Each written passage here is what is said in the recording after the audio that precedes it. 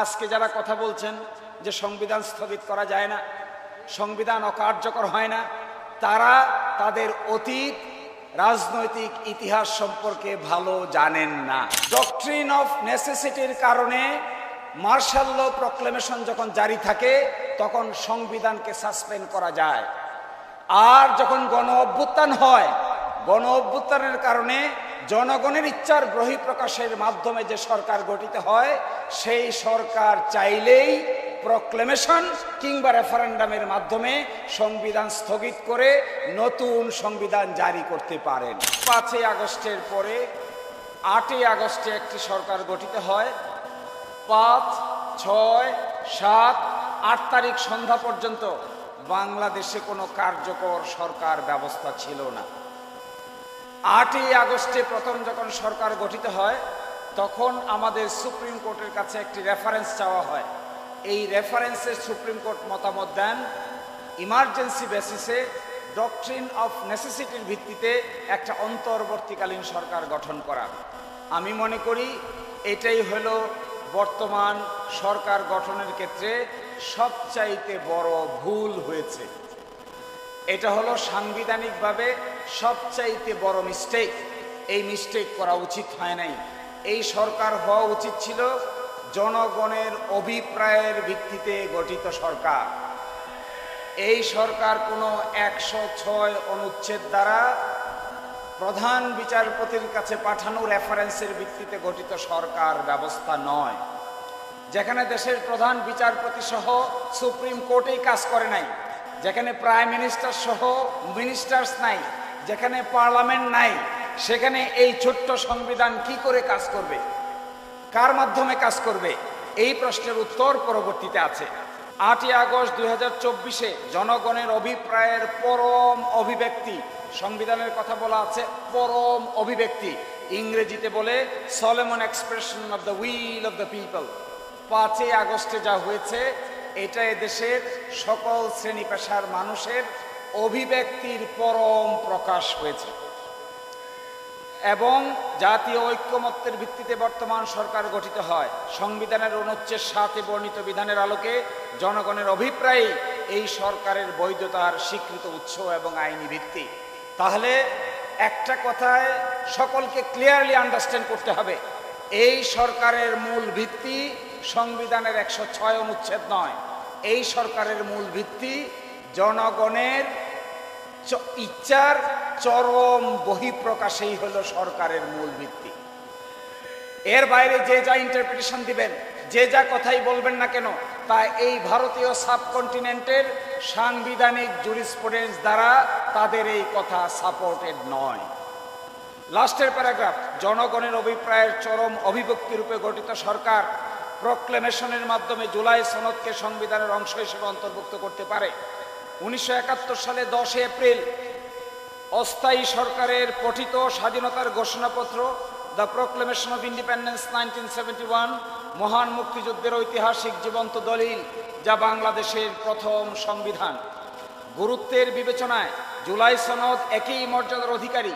ইতিহাসে যে কয়টি প্রক্লেমেশন সবচেয়ে আলোচিত, তন্মধ্যে 1863 সালের যুক্তরাষ্ট্রের প্রেসিডেন্ট আব্রাহাম লিঙ্কনের ঘোষিত ইমানসিপেশন প্রক্লেমেশন অন্যতম। এই যুক্তরাষ্ট্রের একটি ঐতিহাসিক দলিল। এর মাধ্যমে যুক্তরাষ্ট্রের কনফেডারেশন রাষ্ট্রগুলোতে দাস প্রথা নিষিদ্ধ করা হয়, যা নাগরিক অধিকার মুক্তি সংগ্রামের ইতিহাসের মোড় ঘুরিয়ে দেয়।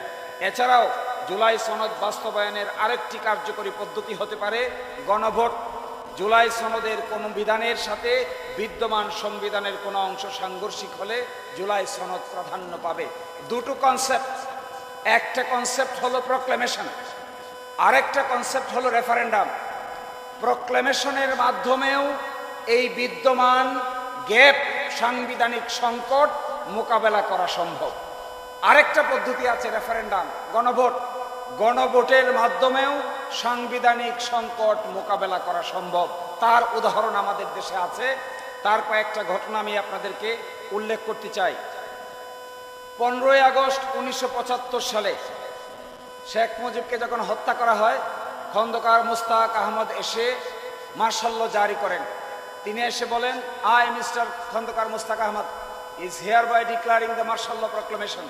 The Constitution will be subservient and subordinate to the Constitution. এরপরে 20 আগস্ট 1975 সালে খন্দকার মোশতাক আহমেদ সামরিক আইন জারি করে 15 আগস্ট থেকে তার বৈধতা দেন।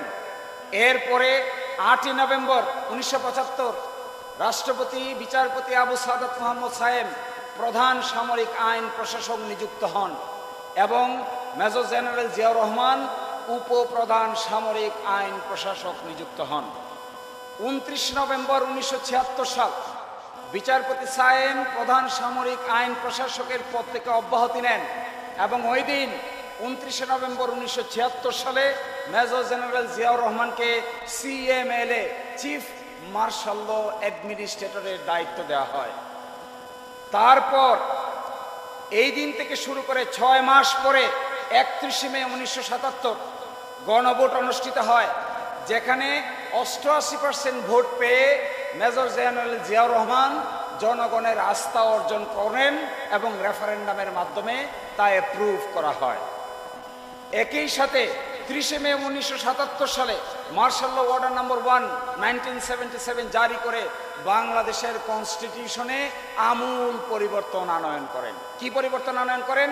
আজকে যেটা আমরা দেখছি, absolute faith and trust in the almighty Allah, সর্বশক্তিমান আল্লাহর উপর পূর্ণ আস্থা বিশ্বাস।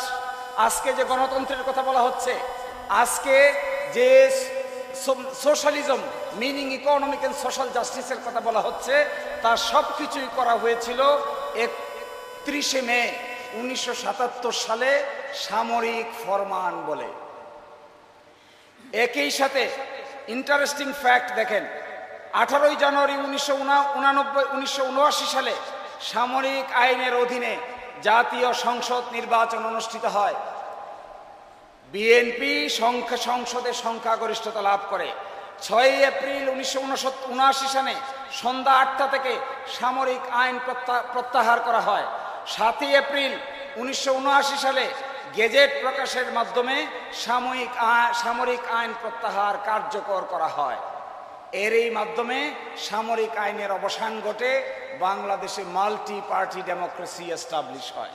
This is a political historical document before us. Same thing happened during Ershad regime. এরশাদ রিজিমেও একই পদ্ধতি ফলো করে বাংলাদেশের সাংবিধানিকতায় উত্তরণ ঘটানো হয়।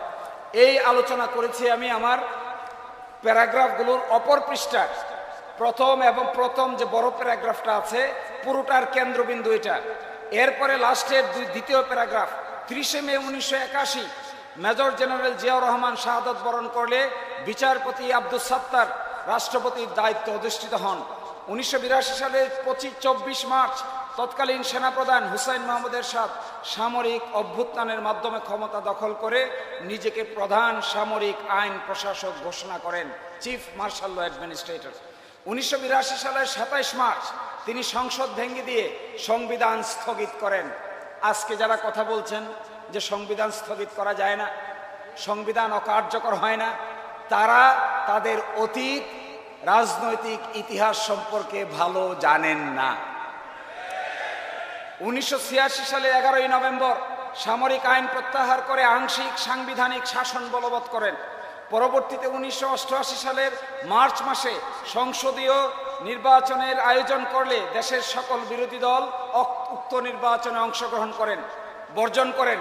90 সালের 6 ডিসেম্বর স্বৈরাচারী বিরোধী আন্দোলনের প্রেক্ষিতে জাতীয় ঐক্যমত্যের আলোকে এরশাদ তৎকালীন বিচারপতি শাহাবুদ্দিন আহমদের হাতে ক্ষমতা হস্তান্তর করেন। আরেকটা উদাহরণ, এরশাদ সাহেবের যখন পতন হয় তখন প্রশ্ন আসলো দেশ চলবে কি করে।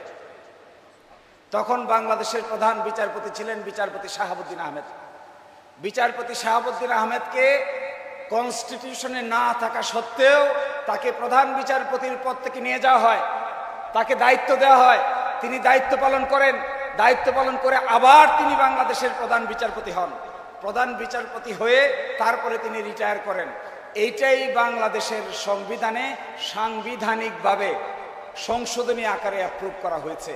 সুতরাং আজকে যারা এই কথা বলছেন যে সাংবিধানিক ভ্যাকুয়াম ফুলফিল করা যাবে না, আমি মনে করি তারা ইচ্ছে করেই অতীত সাংবিধানিক ইতিহাসকে ইচ্ছে করেই অ্যাভয়েড করে যেতে চাচ্ছেন।